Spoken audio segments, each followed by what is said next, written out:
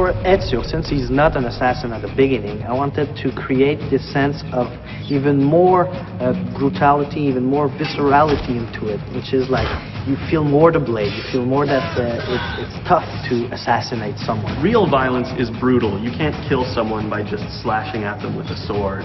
You know, when you kill someone, there's an effect. Your weapon reacts, you know, gets stuck in their bodies. You know, they react to being hit. This is really one of the core concepts of combat. We want to just push it to the point where every time people see a movie, like,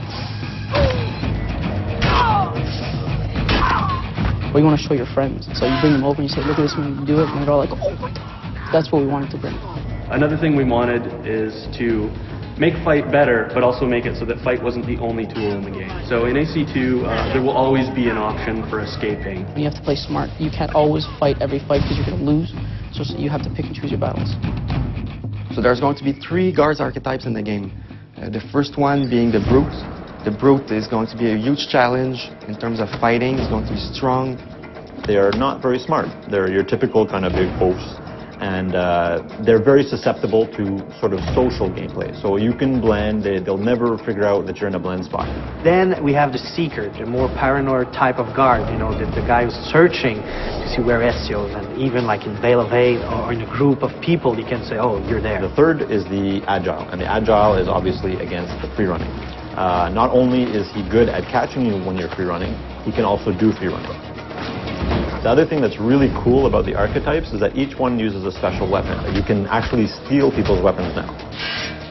By stealing the archetypes' weapons will unlock a whole new set of combat attacks. Okay, this is the type of guy, he has a spear, you know, spears are long, so I can grab it and take it from him and kill someone else. Whereas a brute is heavily armored and you can pound on him all day long with your weapon and not really get anywhere. You've got to be clever to beat this kind. We've made a technology that basically allows an AI to say, oh, okay, instead of just fleeing down a street, if I'm capable, why not flee up a building or flee up a ladder or flee across free-running elements or boats or whatever? Instead of just having this sort of predictable path where you can see the guy taking off, now the player is going to have to adjust, and the AI will then counter-adjust to what the player is doing. In AC2, we have a bunch of new weapon types. We have maces, two-handed weapons, axes and swords. Hammers, spears, halberds, different types of daggers, hidden blades, 2 hidden blades. These allow for a lot of interesting variety to the combat. In AC1, the only thing you could do in fight with the hidden blades was counter kills. There was nothing else. But this time around, it counts as a full weapon. You're going to want to be more visceral. You're going to want to attack. You're going to want to kill.